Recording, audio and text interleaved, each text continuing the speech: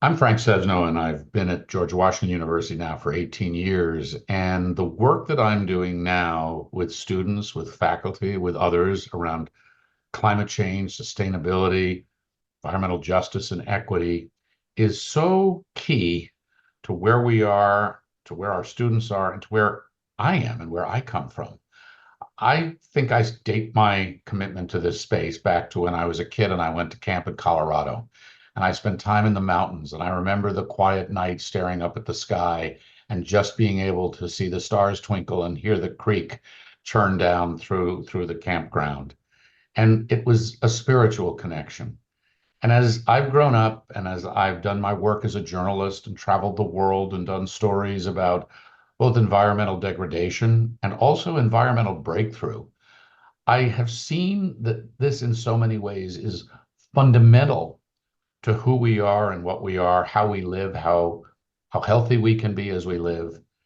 As we have seen in recent decades and years, the climate change conversation evolve. And as we learned more about this and realized how profound the challenges are, it to me is even more important. How do we keep that space for those mountains and stars, twinkling stars, while also recognizing the urgency of the conflict that we now confront, the challenges we now confront, and what must be done? What I hope people will know and remember about this work and what I've done here is that I have an unwavering sense of hope in young people. For however serious the challenges are and disruptive this will be, they are the future. They will live this future. They will shape it. And they recognize now how profound the challenge is. It's the saddest thing to hear people talk about not wanting to have children because of the terrible state the planet is in.